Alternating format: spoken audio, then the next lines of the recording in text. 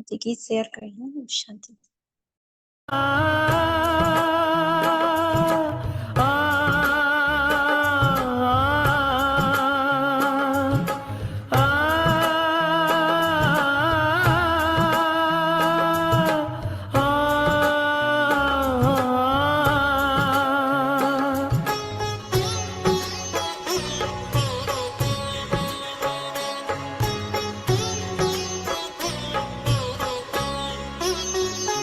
वरदान लुटाने वाले, सद्ज्ञान सुनाने वाले, वरदान लुटाने वाले, सद्ज्ञान सुनाने वाले, आठों ही प्रहर मेरे तेरे ध्यान में लग जाए।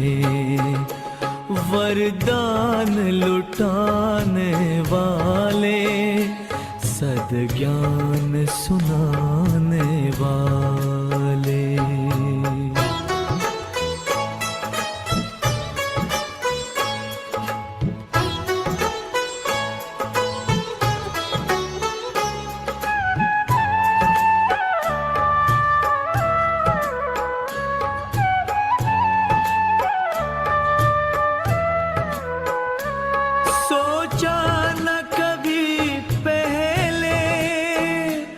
बिन मांगे वो पाया, जिसे ढूंढ रही दुनिया,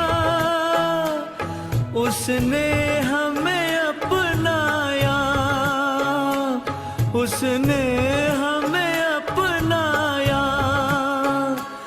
कोई पूछे कौन मिला, मुख कैसे बतलाए।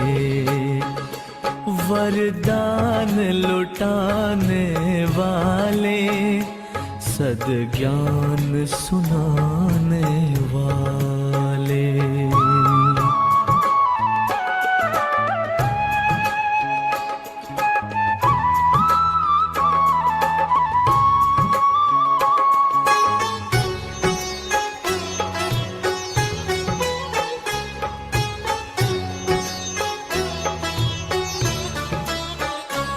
चुप रहना चाहे हम, ये आंखें बोलती है, इनमें बसता है तो सब भेद ये खोलती है, सब भेद ये खोलती है। चेहरे की ये मुस्कान तेरा पता बता जाए।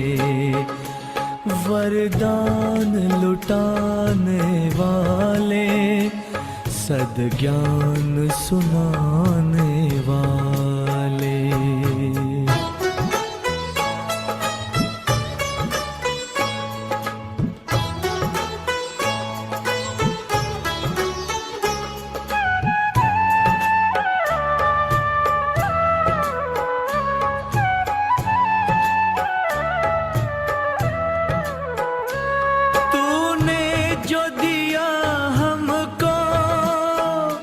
किसी और ने ना देखा, बस हम और तुम थे जब, बदली जीवन रेखा, बदली जीवन रेखा।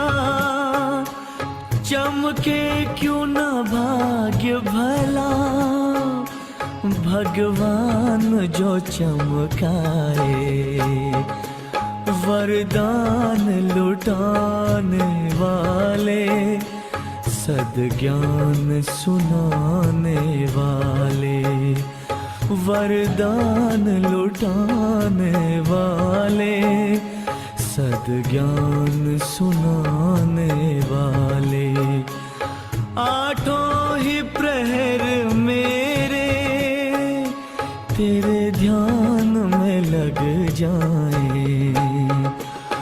वरदान लुटाने वाले, सद्ज्ञान सुनाने वाले, वरदान लुटाने वाले, सद्ज्ञान सुनाने वाले, वरदान लुटाने वाले, सद्ज्ञान सुनाने वाले, वरदान लुटाने वाले, सद्ज्ञान सुनाने वाले।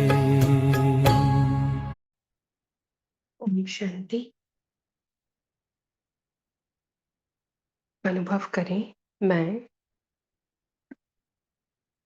भ्रुकुटी सिंहासन पर विराजमान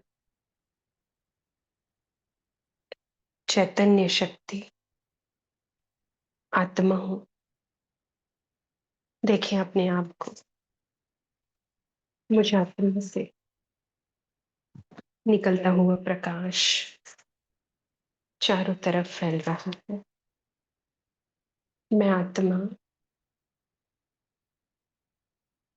अपनी देह के हड्डी मांस के पुतले को देख रही हूं। एक एक अंग में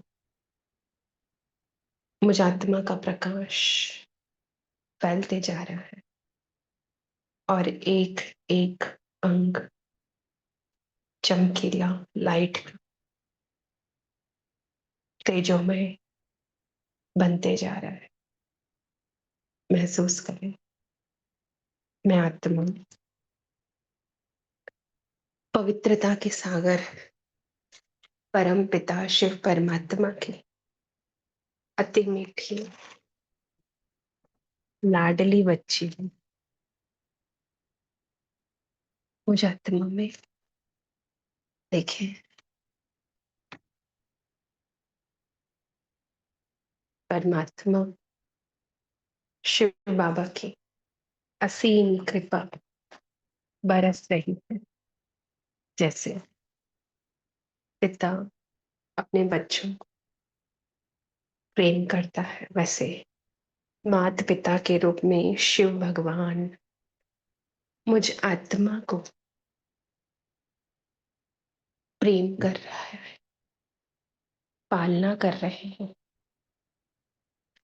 अनुभव करें, मैं आत्मा उस मीठे बाबा के प्यार में मगन हो गई हूं।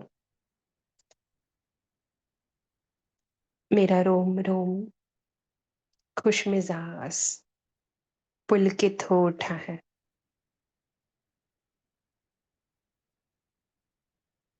एक एक शरीर के कोशिकाओं में परमात्मा प्रेम की खुशबू फैल गई है और यह खुशबू सबको मैं आत्मा अनुभव करा रही हूं।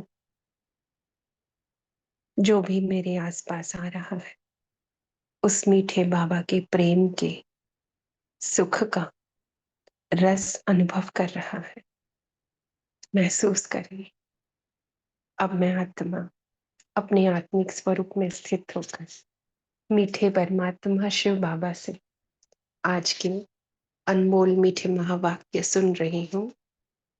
अपने इन कानों द्वारा अड मिठड़े बाबल पांजे मिठड़े बारन प्रति चयो, मिठड़ा बार तहां बाबा जी याद में एक्यूरेट हुजो त तहांजो चेहरो सदा चमकंदो ऐं खुशनुमा रहंदो। बाबा चवनि था, मिठड़ा ॿार तव्हां बाबा जी याद में एक्यूरेट रहो, मतलब याद विसरे न। त छा थींदो, अगरि याद में एक्यूरेट हूंदासीं त चेहरो सदा चमकंदो खुशनुमा ॾिसण ईंदो। प्रश्न आहे, याद में वेहण जी विधि कहिड़ी आहे तथा उन सां लाभ छा छा थींदो आहे? याद में वेहण जी विधि कहिड़ी आहे तथा उन विधि सां लाभ छा थींदो आहे?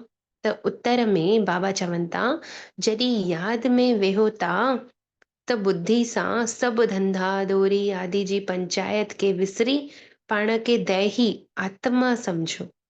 त कहिड़ी आहे यादि में वेहण जी विधि? आत्मा सम्झी करे वेहणो आहे, यादि करणु। अगरि आत्मा सम्झी करे न वेठासीं, देह सम्झोसीं, त देह जा संबंधी, है न, धंधो धोरी देह जो, है न, पंचायत सभु यादि ईंदो। त बाबा चवनि था आत्मा सम्झी करे वेहो, बुद्धि सां धंधा धोरी आदि पंचायत सभु विसरी वञो। इहा विधि आहे यादि जी। त देह ऐं देह जे संबंधनि जी जाल ॾाढी वॾी आहे। उन जाल, बाबा चवनि था उहो जाल जेको आहे, जीअं मकड़ी जाल बुनींदो आहे न, त देह ऐं देह जे संबंधियुनि जो जाल आहे हिकिड़ो। जीअं मकड़ी पंहिंजो ई बुनल जाल में पाण फसी करे लास्ट में उन में ई मरंदी आहे, पोइ खाइण पीअण लाइ काॾे वञी न सघंदी आहे, बुनंदी बि पाण आहे जाल। त असां बि उहो ई कयूं था, देह जा अनेक संबंधी ठाहे वरिता अथसीं। खून जा रिश्ता अलॻि आहिनि ऐं अञा रिश्ता अलॻि ठाहींदा था वञूं, ठाहींदा था वञूं। त बाबा चवनि था देहधारियुनि सां बुद्धि अटकियल आहे, त छा थो थिए? त बाबा चवनि था उहो जाल बुनियो था तव्हां पंहिंजे लाइ, उन जाल में जाल खे हप करे करे न, उन जाल खे हप करे करे तव्हां देह अभिमान खां परे थी वञो।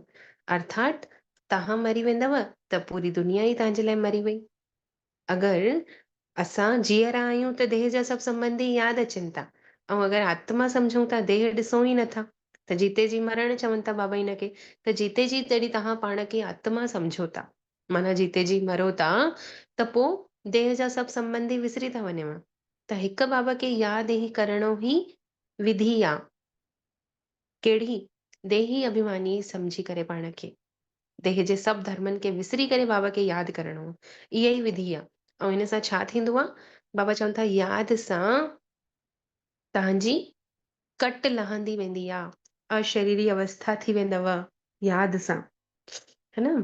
प्रश्न 2 हुया न, हिकिड़ो यादि में वेहण जी विधि कहिड़ी आहे, तथा हुनजो लाभ छा आहे? त यादि में वेहण जी विधि छा आहे? देह ऐं देह जे सभु संबंधनि खे विसरी करे, है न, उनखे विसरी करे परमात्मा खे यादि करणो आहे, पाण खे आत्मा सम्झी। इहा विधि आहे। ऐं इन विधि सां छा थींदो आहे? त बाबा चयूं इन विधि सां तव्हां अशरीरी अवस्था ताईं पहुची वेंदव।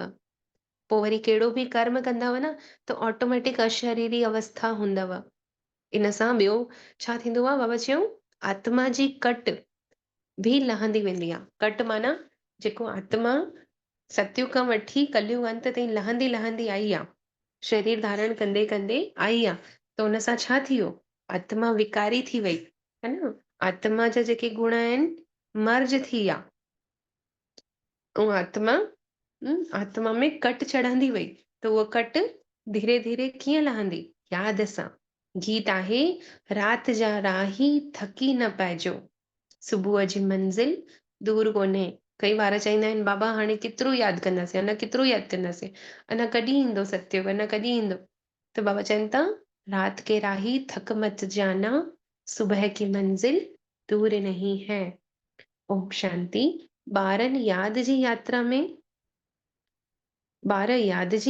वेठा आहिनि, जंहिंखे चयो ई वियो आहे निष्ठा में वेठा आहिनि, अथवा शांति में वेठा आहिनि। सिर्फ़ शांति में न वेठा आहिनि, कुझु करेनि बि था, स्वधर्म में टिकियल आहिनि, परंतु यात्रा ते भी आहिनि। असां जॾहिं परमात्मा पिता जी यादि में वेठा हूंदा आहियूं त छा चईंदासीं हुनखे? निष्ठा में वेठा आहियूं, अर्थात शांति में वेठा आहियूं। लेकिन शांति माना बिल्कुलु निसंकल्प अवस्था, ईअं न। हिकु ॿ संकल्प त ईंदा ई न, ऐं उहे हिकु ॿ कहिड़ा संकल्प? केवल मां आत्मा पंहिंजे स्वधर्म में टिकियल आहियां, लेकिन यात्रा बि कयां थी। कहिड़ी यात्रा? रूहानी यात्रा। रूहानी पंहिंजे रूह खे अनुभव कयां थी, परमात्मा सां वञी मिलन थी मनाए परम धाम में। त इहा यात्रा सिखाइण वारो त केवल हिकिड़ो ई बाबा आहे, जेको असांखे पाण सां गॾु वठी हलण लाइ आयो आहे। हुते हूंदा आहिनि जिस्मानी ब्राह्मण, जेके गॾु वठी वेंदा आहिनि। तव्हां आहियो रूहानी ब्राह्मण। उहे जिस्मानी ब्राह्मण छा कंदा आहिनि? जिस्मानी यात्रा कराईंदा आहिनि। असां आहियूं रूहानी ब्राह्मण, त रुहानी यात्रा कंदासीं ऐं कराईंदासीं। ब्राह्मणनि जो वर्ण अथवा कुल चईंदासीं न। हाणे ॿार यादि जी यात्रा में वेठा आहिनि त माना सत्संग में वेठा आहिनि, गुरू खे यादि करनि था। गुरू अची करे प्रवचन ॿुधाए थो पियो। उहो आहे पूरो भक्ति मार्ग। इहा आहे यादि जी यात्रा जंहिंसां विकर्म विनाश थींदा आहिनि। तव्हां यादि में वेहो था। जंक अर्थात कट निकारण जे लाइ आत्मा में जेकी जंक लॻी वई आहे, शरीर धारण कंदे कंदे आत्मा विकारी थी वई आहे, उनखे निर्विकारी ठाहिण लाइ असां यादि में वेहूं था। बाबा जो डायरेक्शन आहे यादि सां ई कट निकिरंदी, छोकी पतित पावन मां ही आहियां। बाबा चए थो मां कंहिंखे बि यादि में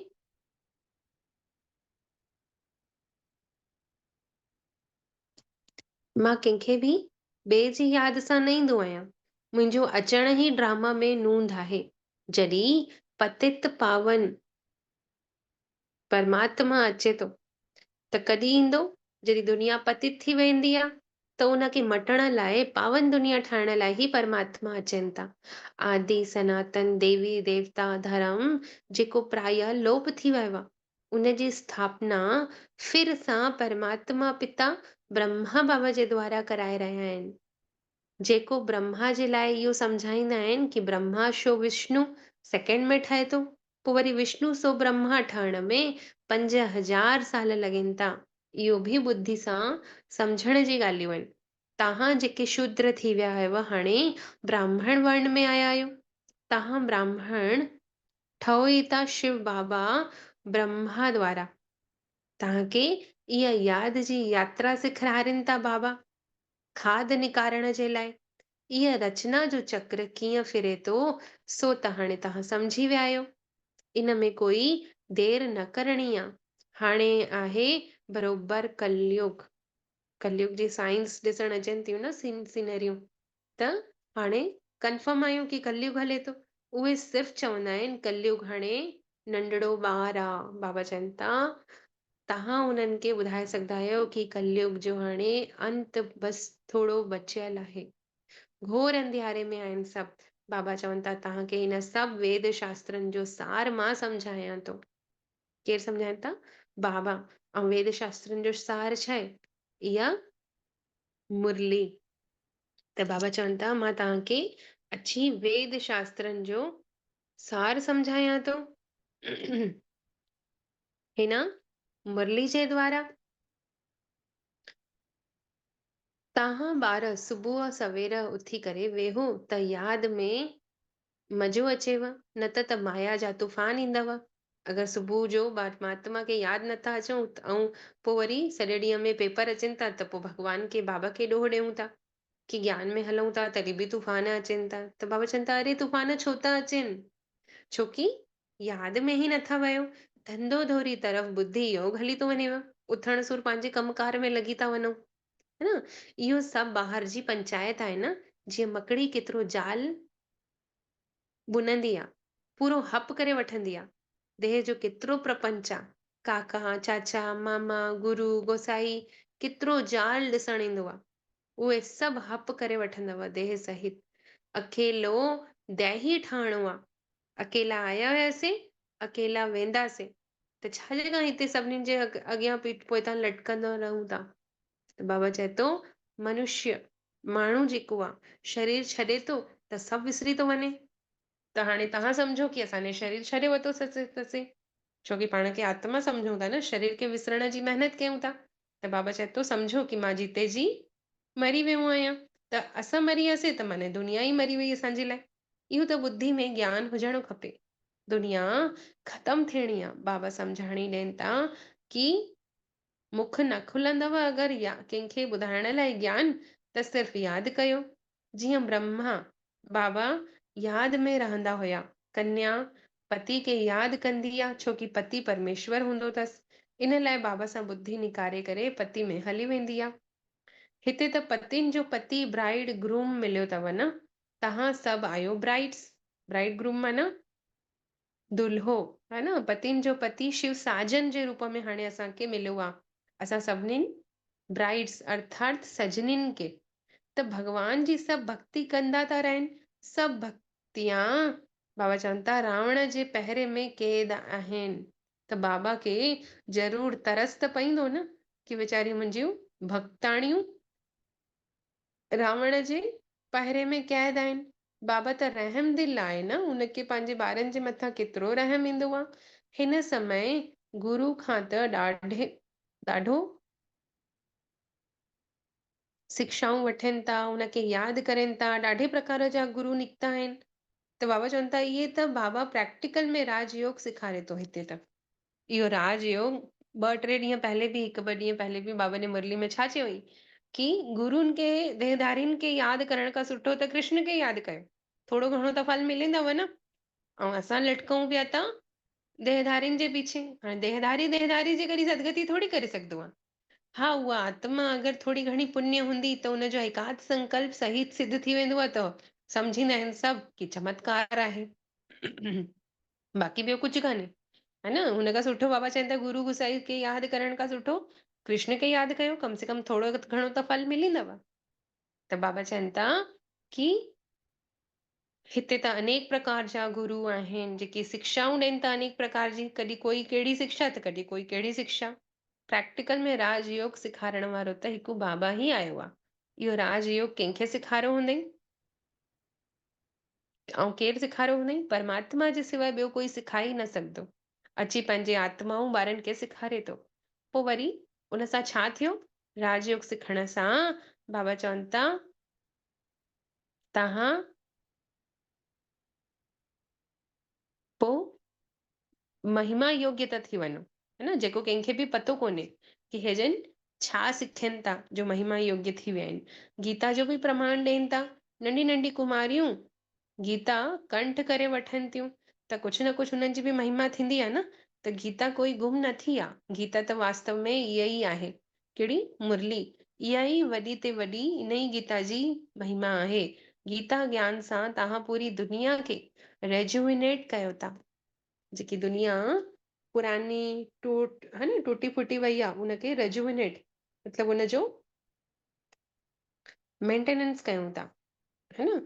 तव्हांजी काया कल्प तरु कल्प वृक्ष समान अथवा अमर थी ठही वञेव इन हिकु जन्म में। असां अहिड़ी कमाई कयूं था कि 21 जन्मनि जे लाइ काया कल्प तरु कल्प वृक्ष जे समान अमर थी ठही वञे। त ॿार पंहिंजे बाबा खे यादि कंदे रहनि था, बाबा जो आह्वान नथा करनि। तव्हां बाबा जी यादि में रही पंहिंजी उन्नति कंदव, बाबा जो डायरेक्शन ते हलंदव त पंहिंजो ई फ़ाइदो कंदव। त बाबा चवनि था बाबा जी डायरेक्शन ते हलण जो बि शौक़ु हुजणु खपे ॿारनि खे कि असां शिव बाबा खे यादि करे करे भोजन खायूं, ठाहिण महिल बि यादि कयूं ऐं खाइण महिल बि यादि कयूं। असां शिव बाबा खे यादि करे ई भोजन खाईंदासीं, गोया शिव बाबा सां गॾु खाईंदासीं। दफ़्तर में बि कुझु न कुझु टाइम त मिली वेंदो आहे न भोजन खाइण जे लाइ, त ओॾी महिल बि यादि कयूं। बाबा लिखनि था कुर्सी ते वेही करे बि यादि करे सघंदा आहियो। ऑफिसर अची करे ॾिसंदव त वेठे वेठे गुम थी वेंदा, अर्थात अशरीरी थी वेंदा। तव्हांखे ॾिसी कंहिंजी बि अखि बंदि थी वेंदी आहे त जीअं उन्हनि जी खुली वेंदी। कोई ईअं वेठो थोड़ी हूंदो, कुझु बि ईअं न ॾिसंदो, जीअं गुम थी वियो आहे। ईअं तव्हांखे ख़्यालात हलणा घुरिजनि कि ऑफिस में बि कीअं सेवा कयूं। त बाबा चवनि था बाबा ने रस्सी खीचे वरितई ऐं मौज में वेठा आहियो। तव्हां खां पुछींदव कि तव्हांखे छा थियो अथव त तव्हां चईंदवसि कि बाबा जी यादि में वेठा आहियूं। यादि में बुद्धि आहे असांजी, असांखे वञिणो आहे पंहिंजे बाबा वटि। बाबा चाहे थो सॉल कॉन्शियस ठाहिण सां पोइ दुनिया वारा तव्हां वटि आकर्षित थींदा ईंदव कि तव्हां छा था कयो। त बाबा चवनि था हुते पवित्र थियण बग़ैर थोरे ई वञी सघंदव। हाणे पवित्र कीअं ठहिणो आहे इहो बाबा ई ॿुधाइनि था। कंहिंखे बि असांखे सम्झाणी ॾियणी आहे त छा चइणो आहे पहिरियों पहिरियों कि पवित्र ठहिण बग़ैर हुते वञी न सघंदव। परमात्मा सां उनजे घर पंहिंजे घर, है न। त पवित्र ठहिणो कीअं आहे? बाबा चवनि था उन्हनि खे ॿुधायो कि परमात्मा जी यादि सां ई पवित्र ठहंदव। ॿियो कोई त मनुष्य ॿुधाए न सघंदो कि पवित्र कीअं ठहींदव। तव्हां कुझु न कुझु हुनखे सम्झायो हूंदव त ॿिए जो बि कल्याण थींदव। कंहिंखे ॿिए खे अगरि ज्ञान थोरो बि सम्झायोसीं त हुनजो बि कल्याण ई थियणो आहे न, छोकी इहो ज्ञान त अविनाशी आहे। तव्हांखे कोई जो बि कल्याण करणो आहे, बाबा जो परिचय ॾियण जो पुरुषार्थ ज़रूर करणो आहे। भक्ति मार्ग में बि ओ गॉड फादर चयो वेंदो आहे न, गॉड फादर अची रहम कयो। पुकारनि बि था कि हिकु आदत थी वई आहे। बाबा तव्हां ॿारनि खे बाप समान कल्याणकारी ठाहिनि था। माया ने बि सभिनीनि खे केतिरो बेसमझ ठाहे वरितो हुई। लौकिक बाप बि ॿारनि जी चलन ठीकु न ॾिसंदा आहिनि त चवंदा आहिनि जीअं असांजा ॿार त बेसमझ आहिनि। त असां बि अगरि चलन ठीकु न रखींदासीं त बाबा चईंदो न कि मुंहिंजा ॿार बि बेसमझ आहिनि। हिकु वर्ष में बाबा जी पूरी मिल्कियत उॾाए रखियूं त ॿिए जो बाबा बि चए थो कि तव्हांखे माने छा छा ॾिनो हुयो सतयुग में। तव्हां माला माल हुयव, हाणे पंहिंजी चलन त ॾिसो, तव्हांजी चलन हुते वंडरफुल हूंदी हुई। हाणे तव्हां ॿार सम्झो था कि कीअं वंडरफुल खेल हले थो। बाबा जो केतिरो भारत जो केतिरो डाउनफॉल थी वियो आहे। डाउनफॉल माना हेठि लहण। बाबा चवनि था हेठि लहण त भारतवासी जो ई थिए थो। उहे पंहिंजे धर्म खे नथा ॼाणनि त हेठि किरी पवनि था। कलयुगी तमो प्रधान ठही विया आहिनि। भारत पहले स्वर्ग हुयो, अर्थात मनुष्य स्वर्गवासी हुया। उहे मनुष्य हाणे नरकवासी थी विया आहिनि। इहो ज्ञान कोई में बि आहे कोन। इहो बाबा बि नथो ॼाणे, न पियो ॼाणे। कहिड़ो बाबा? ब्रह्मा बाबा जॾहिं परमात्मा जी प्रवेशता न थी हुयसि हुनजे अंदरि त इहो बि न ॼाणींदो हुयो। त बाबा चवनि था इहो ज्ञान कंहिंखे बि न हुयो। बाबा अची करे ई परमात्मा ब्रह्मा बाबा जे द्वारा ई अची ॿुधायूं। हाणे ॿुद्धि में चमत्कार थी वियुसि ब्रह्मा बाबा जी। 84 जनम वठंदे वठंदे सीढ़ी त ज़रूर हेठि लहणी आहे न। मथे चढ़ण जी बि जॻह कोन्हे, लहण जी पतित ठहण जी आहे। इहे ॻाल्हि त कोई ॿुद्धि में विहारे ई नथो। बाबा ने तव्हां ॿारनि खे सम्झायो अथई कि तव्हां ही भारतवासियुनि खे सम्झाईंदव कि तव्हां पहले स्वर्गवासी हुयव, हाणे नरकवासी थी आहियो। 84 जनम तव्हां भारतवासियुनि ने ई वरितो हुयव। 2 ॾींहं पहले बि बाबा ने मतली में कढी न कि जेको सीढ़ी जो चित्र आहे उहो भारतवासियुनि लाइ ई आहे प्रॉपर।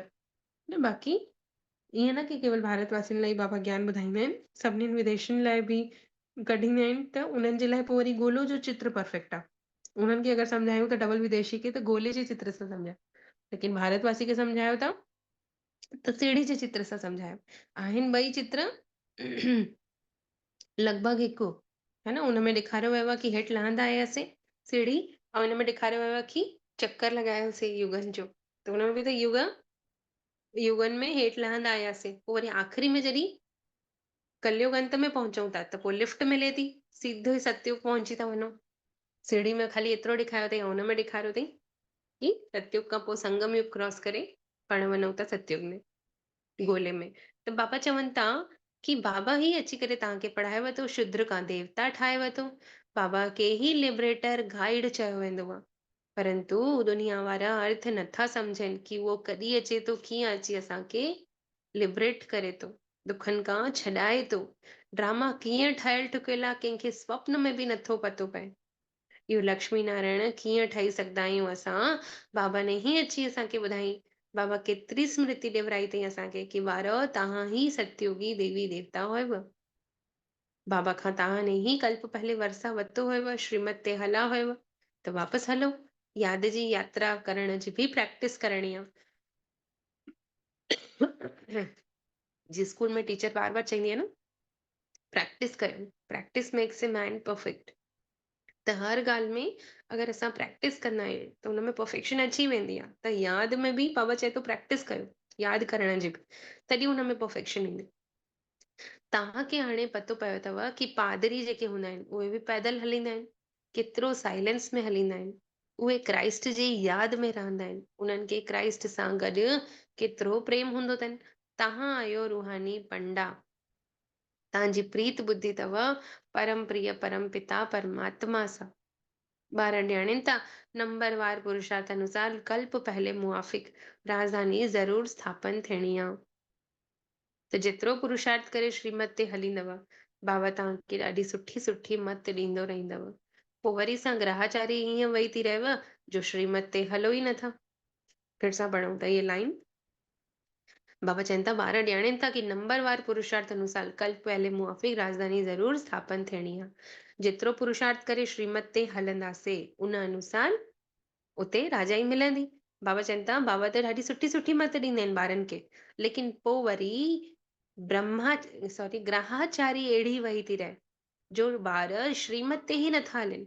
तव्हां ॼाणो था कि श्रीमत ते हलण सां ही असांजी विजय निश्चित आ। माना निश्चय में ही विजय आ। बाबा चए थो तव्हां मुंहिंजी मत ते त हलो, छोकी सम्झो था कि इहो ब्रह्मा मत ॾे थो त नथा हलो। इहो ब्रह्मा कान्हे उहो मत ॾियण वारो। बाबा चए थो हिनजो मुख आ लेकिन मत त शिव बाबा ॾे थो। ब्रह्मा बाबा खे अची करे जेॾी महिल साकार में हुया बाबा, कंहिंने चयोसि कि तव्हांजो ज्ञान ॾाढो सुठो आ, ॾाढो ऊंचो आ, ॾाढो बढ़िया आहे, ॾाढो हम्म, रमणीक आ, लेकिन जेको तव्हां पवित्रता जी ॻाल्हि कंदा आहियो न, सिर्फ़ु इहा ॻाल्हि कढी वठो हुन मां, त पोइ तव्हांजो ॾाढो नालो प्रचार थींदव, तव्हांजी बदनामी न थींदव। त ब्रह्मा बाबा ने हुनखे छा रिप्लाई ॾिनीसि? चयईंसि इहो ज्ञान वास्तव में मुंहिंजो आहे ई कोन, इहो परमात्मा जो ज्ञान आ।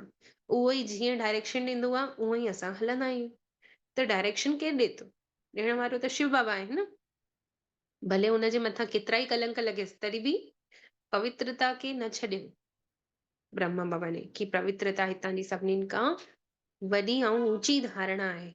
त बाबा चवनि था उहे त सर्विस जी ही मत ॾींदा। केरु? शिव बाबा। कोई चईंदो कि बाबा मां व्यापारी आहियां त धंधो कीअं कयां, बाबा खे यादि कीअं कयां, ॿई गॾु कीअं बैलेंस कयां? त बाबा इन ॻाल्हियुनि लाइ मना न कंदो आहे। धंधोधारी न कयो ईअं न चईंदो आहे। बाबा चईंदो आहे मां आयो ई आहियां तव्हांखे पतित खां पावन ठाहिण जी युक्ति ॿुधाइण, है न कि इन ॻाल्हियुनि जे लाइ। कोई छा चईंदो अथसि कि बाबा मुंहिंजो धंधो नथो हले त ॿुधायो, है न, कोई सलाह ॾियो त मां धंधो कीअं अॻिते पंहिंजो वधायां। त बाबा चए थो मां तव्हांजे धंधे धोरी खे अॻिते वधाइण लाइ न आयो आहियां, उनजी सलाह ॾियण न आयो आहियां। मुंहिंजो त कमु ई आहे पतित पावन ठाहिण। कॾहिं कीअं हलाईंदो आहे बाबा, कॾहिं कीअं हलाईंदो आहे मुरली, कॾहिं कॾहिं चईंदो आहे मुंहिंजे अचण सां तव्हां अगरि मुंहिंजी श्रीमत ते हलंदव त तव्हांजा धंधा धोरी पाण ई सफल थी वेंदव।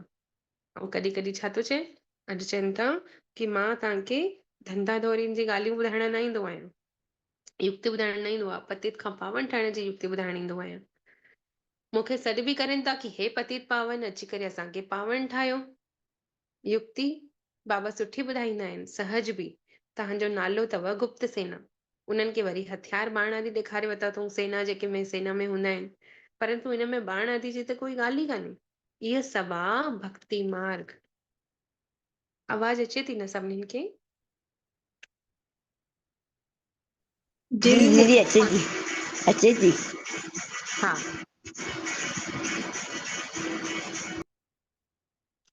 त बाबा चवनि था कि इहो आहे सभु भक्ति मार्ग, जाते बाण वग़ैरह ॾेखारिया अथऊं न राम जी के कीअं बाण हलाईं, रावण खे मारियईं, त ही सभु आहिनि भक्ति मार्ग। बाबा अची करे तव्हांखे सत मार्ग ॾेखारनि था, जंहिंसां अधु कल्प तव्हां सचखंड में था हली वञो। उते ॿियो कोई खंड त हूंदो ई कान्हे। कंहिंखे सम्झाए बि सघो था, लेकिन कोई त मनेव ई नथो, छोकी भारतवासी ही मञींदा, ऐं जेके विदेशी में डबल विदेशियुनि में कन्वर्ट थी विया आहिनि भारतवासी ही, उहे ई मञींदा। क्राइस्ट ने बि चयो कि क्राइस्ट खां 3000 साल पहले भारत स्वर्ग हुयो, तॾहिं त कोई धर्म न हुयो, पोइ वरी झाड़ वृद्धि खे पाईंदो थो रहे। तव्हां सिर्फ़ु पंहिंजे बाबा खे, पंहिंजे धर्म खे, कर्म खे विसरी विया आहियो। देवी देवता धर्म जो पाण खे सम्झो ई नथा।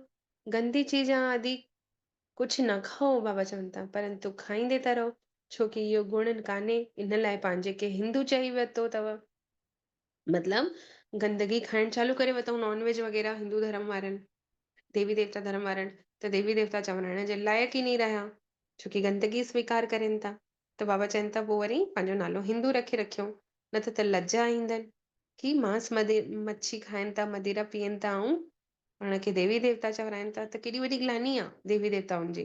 तंहिंजे करे हिंदू चवराइनि था। बाबा चवनि था असां वटि वॾो अहिड़ो कोई पवित्र, अहिड़ो कोई पतित ठही वञे, परंतु पंहिंजे धर्म खे ई विसरी विया आहिनि। हाणे तव्हां ड्रामा जे आदि मध्य अंत खे सुठे रीति सां सम्झी सघो था।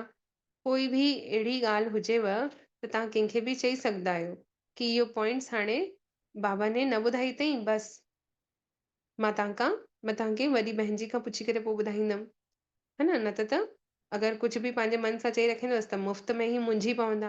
चओसि असां अञा पढ़ूं था पिया, पूरी पढ़ाई असांजी कंप्लीट न थी आहे, सभु कुझु हाणे ई पतो पइजी वेंदव त विनाश थी वञे, परंतु न, इहा मार्जिन आहे। धीरे धीरे पढ़ाई असां पढ़ूं था पिया, सभु धीरे धीरे पतो पवंदो। अंत में त संपूर्ण ज़रूर थी वेंदासीं। नंबरवार पुरुषार्थ अनुसार सभिनीनि आत्माउनि जी कट निकिरंदी वेंदी त तव्हां आत्माऊं सत प्रधान थी वेंदव। पोइ वरी इन पतित दुनिया जो विनाश थी वेंदो। बाबा चवनि था, अॼुकल्ह चवनि बि था कि परमात्मा काथे ज़रूर आहे, परंतु गुप्त आहे, समय त बर्बाद करेनि था। बाबा चवनि था बराबरि विनाश त अचिणो आहे। बाबा ही लिबरेटर गाइड रूप में अची वियो आहे, जेको असांखे पतो आहे, ऐं अची असांखे वापसि वठी वेंदो। मच्छरनि सदृश्य सभु आत्माऊं मरंदियूं, बाबा सां गॾु परमधाम वेंदियूं। इहो बि ॼाणो था कि सभु हिक रस यादि में नथा रहनि। बाबा इहो बि ॼाणनि था कि सभु ॿार हिक रस यादि में नथा रहनि। कोई जे एक्यूरेट यादि हुजे थी त कोई अधु घंटो, कोई त 15 मिंट यादि करे थो, कोई त 1 मिंट बि यादि नथो करे बाबा खे। कोई चए थो कि असां पूरो समय बाबा खे यादि कयूं था, त ज़रूर हुनजो चहिरो छा हूंदो? ख़ुशनुमा चमकीलो हूंदो। अति इंद्रिय सुख अहिड़े ॿारनि जो हूंदो आहे, काथे बि हुनजी बुद्धि भटकंदी कोन्हे, है न। जाॾे बि कुझु कमकार कंदो बि त हुनजी बुद्धि परमात्मा में फाथल हूंदी, है न। चहिरो ॾिसण सां ई सम्झ में अची वेंदो, हुन चहिरो सदा चमकीलो ख़ुशि मिज़ाज हूंदो। त बाबा चवनि था उहो सुख फील कंदा हूंदा परमात्मा जो। बुद्धि बि चए थी कि असां हिकु माशूक खे यादि कयूं था, त केतिरी कट लहंदी वेंदी। पोइ वरी आदत पइजी वञे। यादि जी यात्रा सां तव्हां एवर हेल्दी एवर वेल्दी ठहो था।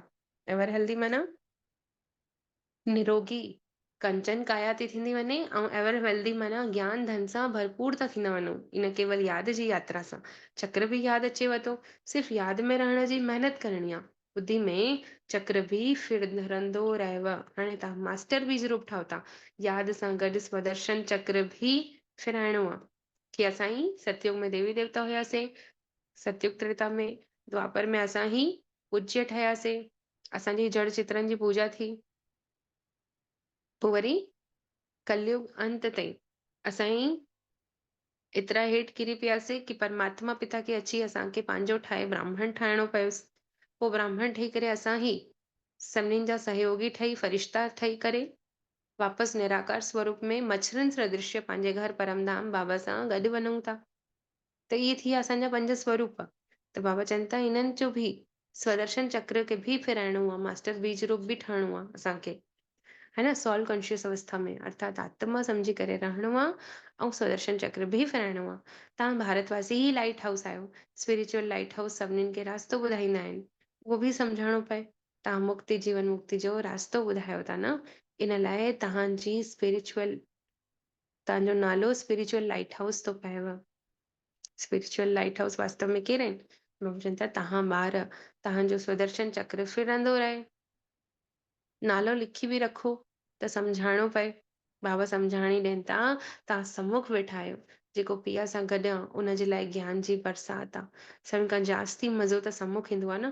पोइ वरी 2nd नंबर आहे टेप, 3rd नंबर आहे मुरली, 1st नंबर आहे सम्मुख वेहण, है न। जॾहिं मधुबन में वञी करे सम्मुख मुरली ॿुधंदा आहियूं, सम्मुख परमात्मा खे यादि कंदा आहियूं त केतिरो मज़ो ईंदो। पोइ 2nd नंबर आहे टेप, टेप में ॿुधण सां, ऐं 3rd नंबर आहे मुरली में पढ़ण सां कागज़ में। त शिव बाबा ब्रह्मा द्वारा सभु कुझु सम्झाणी ॾींदा आहिनि। इहो ब्रह्मा बि ॼाणे थो, पोइ वरी सम्झे बि थो कि इहो केरु डायरेक्शन ॾिए थो, शिव बाबा। त इहो अगरि न सम्झे त परमात्मा जी अवज्ञा थी वञे। शिव बाबा खे चवनि बि था कल्याणकारी, भल अकल्याण थी वञे थो अगरि असांजो, त पोइ उन में बि कल्याण लिकियल आहे, सम्झो। छोकी परमात्मा जे डायरेक्शन ते आहियूं, माना असांजो अकल्याण कॾहिं थियणो ई न। अगरि अकल्याण थी बि वञे थो त सम्झो कि कल्याण जे रूप में मटिजी वेंदो। छा? हाणे बाबा जो यादि प्यार, मिठड़े मिठड़े सिकी लदे ॿारनि प्रति मात पिता बाप दादा जो यादि प्यार ऐं गुड मॉर्निंग।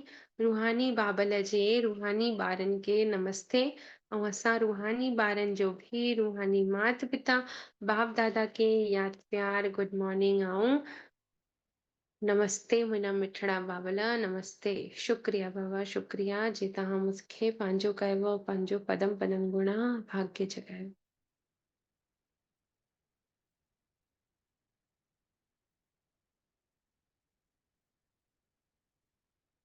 हाणे धारणा जे लाइ मूंखे सारा पहिरियों बाबा जे हर डायरेक्शन ते हली करे पंहिंजी उन्नति करणी आहे।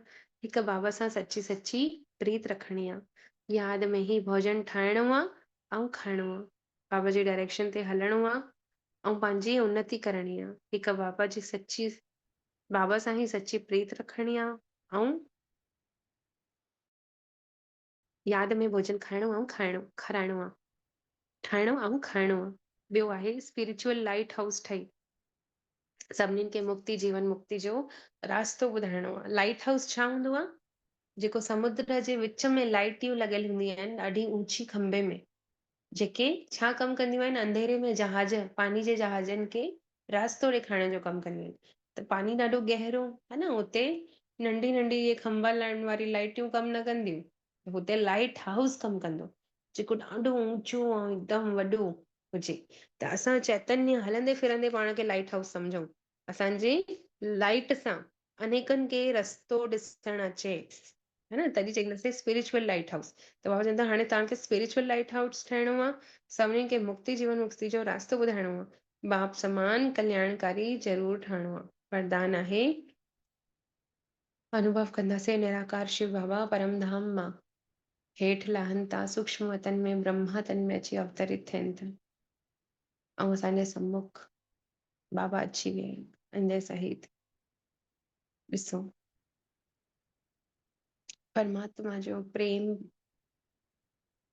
मां आत्मा में बाबा भरनि था पिया। परमात्मा शिव बाबा मूंखे डायरेक्शन ॾियनि था ब्रह्मा मुख सां। मां आत्मा उन डायरेक्शन प्रमाण हली पंहिंजी कट खे लाहियां थी। हिकु रस अवस्था में स्थित थी यादि में मगन थी वञा उन परमात्मा पिता जे। बाबा निरंतर दृष्टि ॾींदे हुए बाबा जो, ब्रह्मा बाबा जो लाइट जो हथ मुंहिंजे मस्तक ते आहे। अनुभव कयूं जीअं मस्तक ते बाबा हथ रखनि था, तेजोमय लाइट पावरफुल प्रकाश जी किरण मां आत्मा में पवंदियूं थी वञनि ऐं मां आत्मा लाइट हाउस अवस्था में स्थित थी वञा। अनुभव कयूं। हाणे बाबा मूंखे पर्सनली वरदान ॾिए थो। अॼु जो वरदान आहे ईश्वरीय शान में स्थित थी करे हर कर्म शानदार ठाहिण वारा सर्व परेशानी खां मुक्त भव। ईश्वरीय शान में रहंदे हुए हर कर्म शानदार करण वारा सर्व परेशानियुनि खां मुक्त भव। डिटेल आहे सदा इन सर्व ईश्वरीय शान में रहो कि मां बाप दादाजी नूरे रतनात्मा आहियां। असांजे नैननि मां नज़रनि मां कोई बि शइ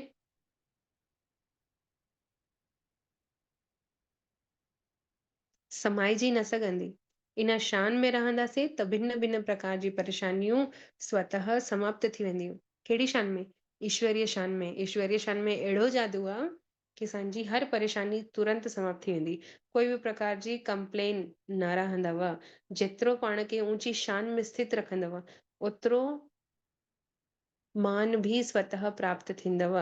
त पोइ उनजे हर कर्म बाबा चवनि था शानदार थी वेंदो। अच्छा, ओम शांति।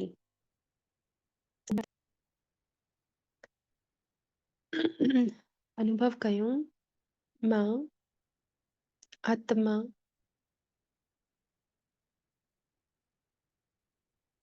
बाबा जी मिठड़ी सिकी लधी ॿार आहियां।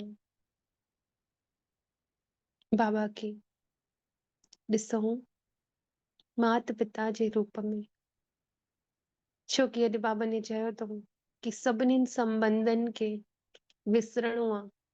माना ईअं न कि अकेला थी वञूं, सर्व संबंध हिकु बाबा सां जोड़णो आहे। त अॼु असां सर्व संबंधनि जी अनुभूति कंदासीं। अॼु जे हिन योग में महसूस कयूं सभिनीनि खां पहिरां मात पिता जे रूप में बाबा खे ॾिसूं। कीअं असांजी पालना करे रहिया आहिनि। लौकिक माता पिता त फिर भी उम्मीद रखींदा आहिनि पंहिंजे ॿारनि खां कि वॾा थी करे असांजो बुढ़ापे जो सहारो ठहींदा, छो कि कलयुग अंत में हाणे त बिल्कुलु इम्पॉसिबल समान आहे। लेकिन इहो अहिड़ो बाबल आहे जो असां खां कोई उम्मीद बि नथो रखे ऐं असांजो अहिड़ो ॿार जे रूप में असांजी सेवा करे थो जो असांजे बुढ़ापे जो सहारो थो थी वञे। महसूस कयूं परमात्मा खे पंहिंजे माता पिता जे रूप में ॾिसी करे पोइ वरी संतान जे रूप में ॾिसूं। अहिड़ो सिकी लधो आज्ञाकारी ॿार आहे उहो मुंहिंजो, मां यशोदा मां ऐं उहो मुंहिंजो कृष्ण कन्हैया लाल आहे। उनखे गोदी में विहारे करे मां आत्मा रास लीलाऊं ॾिसां थी, उनजी खिड़ी लीलाऊं रचे रहियो थो। महसूस कयूं एॾो रमणीक अनुभव कराए थो ॿार जे रूप में उहो मूंखे, मुंहिंजो सच्चो ॿार आज्ञाकारी ॿार जे रूप में अची मुंहिंजा कम करे हली थो वञे ऐं मूंखे नाज़ थिए थो अहिड़े मिठड़े मुंहिंजे सिकी लधे ॿार जे मथां। शायदि ई कोई लौकिक ॿार एतिरो सुखदाई हूंदो जेतिरो सुखदाई मुंहिंजो बाबल आहे। माता पिता ऐं संतान जे रूप में बाबा जो अनुभव करे हाणे बाबा खे साजन जे रूप में ॾिसूं। पंहिंजो सजनी जो संबंध साजन सां जीअं हूंदो आहे, वैसे मां आत्मा सजनी ऐं उहो मुंहिंजो मिठड़ो साजन आहे। मां हुनजे प्रेम में मगन थी करे हर कर्म कयां थी। हुनजी डायरेक्शन जेकी डायरेक्शन ॾिए थो उन ते हलंदी थी रहां ऐं मूंखे संपूर्ण निश्चय आहे कि अहिड़े साजन जी डायरेक्शन ते हली करे मुंहिंजो कल्याण ई थियणो आहे। अकल्याण त कॾहिं थी ही न सघंदो। अहिड़ो साजन आहे जो मूंखे गटर में किराइण जे बजाए ॾाढो ऊंचो ठाहे थो, ऊंचे ते ऊंच देवी देवता पद जो अधिकारी ठाहे थो रखे, विश्व महारानी थो ठाहे। अहिड़ो मुंहिंजो मिठड़ो साजन आहे उहो। महसूस कयूं हुनजी यादि में मां भोजन खायां थी, उन साजन जी यादि में मां भोजन ठाहियां थी पई ऐं अनुभव कयूं उनजी यादि में ठाहिण सां अञा ई ज़्यादा मिठास ऐं शक्ति भरिजे थी भोजन में। लौकिक देहधारी साजन खे यादि करण सां अञा ई कम बिगड़जी वेंदा आहिनि, किंतु इहो अहिड़ो साजन आहे जंहिंजी यादि में अगरि मां हर कर्म कयां थी त उहे कम संवरजी था वञनि। हाणे ॾिसूं बाबल खे शिक्षक जे रूप में, उहो मुंहिंजो ॾाढो प्यारो टीचर आहे जो मूंखे सही शिक्षाऊं ॾिए थो ऐं अहिड़ी ऊंची शिक्षाऊं ॾेई पतित खां पावन ठाहे थो। कहिड़ो ऊंचो टीचर आहे उहो मुंहिंजो। महसूस कयूं मुंहिंजे नंबर 1 अचण ताणी उहो मूंखे रोज रोज पढ़ाए थो पियो, चाहे थो कि हुनजो हर ॿार नंबर 1 अचे। ॾिसूं इहा रूहानी स्पिरिचुअल पढ़ाई परमात्मा मुंहिंजो टीचर मूंखे पढ़ाए रहिया आहिनि। रोज रोज पढ़णु एतिरो परे खां परम धाम खां परे ते परे दुनिया मां अचे थो। शायदि ई कोई लौकिक में अहिड़ो टीचर हूंदो जो एतिरो परे खां अची करे फ्री में पढ़ाए वेंदो। ॾिसूं मुफ़्त में अची पढ़ाए थो, कोई फीस नथो वठे, रिटर्न में बसि पंहिंजे ॿारनि जो, पंहिंजे स्टूडेंट जो नंबर 1 रिज़ल्ट ॾिसण चाहे थो, ॿियो कुछ न खपेसि उनखे, त असां सही मायने में नंबर 1 स्टूडेंट ठही ॾेखारियूं उनखे। नंबर 1 थी करे फर्स्ट डिवीज़न में पास थी पंहिंजे टीचर जो नालो रोशन कयूं।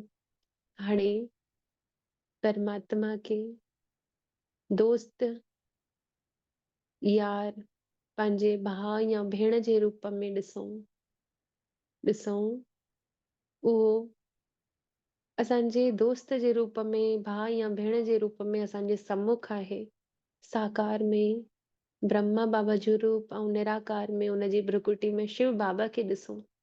पंहिंजे मन जी हर ॻाल्हि, जेकी ॻाल्हि मां आत्मा कंहिंसां बि न करे सघंदी आहियां, उहे ॻाल्हियूं मां हिन दोस्त सां करे सघंदी आहियां। अहिड़ो मिठड़ो मुंहिंजो इहो यार आहे, जो मुंहिंजी हर ॻाल्हि ॿुधे थो, गौर सां सम्झे थो ऐं मूंखे सुठी सम्झाणी ॾे थो, राय ॾे थो कि ॿार, कि मुंहिंजा यार, तूं हिन रास्ते ते हल त तुंहिंजो कमु सवलो थींदे। उनजी राय मुंहिंजे लाइ सही मार्गदर्शन कराए थी। महसूस कयूं हाणे बाबल खे सच्चे सतगुरु जे संबंध सां यादि कयूं। अहिड़ो मिठड़ो सतगुरु आहे उहो मुंहिंजो, जो वरदाननि सां झोलियूं भरे थो पियो। रोज रोज नया नया वरदान ॾेई हुनखे फलीभूत थो करे। महसूस कयूं अहिड़ो सतगुरु आहे उहो, जो पाण सां गॾु असांजी सदगति कराइण आयो आहे। कोई देहदारी गुरु कॾहिं कोई देहदारी जी सदगति कराए न सघंदो आहे, लेकिन इहो ऊंचे ते ऊंचो सतगुरु मुंहिंजो शिव बाबा परमात्मा असांजो सदगति कराए थो, असांखे मुक्ति, जीवन मुक्ति में पाण सां गॾु वठी वञण जे लाइ आयो आहे। शुक्राना कयां थी मां अहिड़े मिठड़े सतगुरु जा तहे दिल सां ॾाढा ॾाढा शुक्राना। मुंहिंजा शिव बाबा, मुंहिंजा शिव साजन, मुंहिंजो शिव दोस्त, मुंहिंजो शिव भैया, मुंहिंजो शिव पुत्र ऐं मुंहिंजो शिव बाबा, शिव सतगुरु। ओम शांति, ओम शांति, ओम शांति। शुक्रिया मुंहिंजा मिठड़ा बाबल, जे तव्हां अॼु अहिड़ो अनुभव करायव, ऐं शुक्रिया तव्हां सभिनीनि आत्माउनि जो बि। ओम शांति।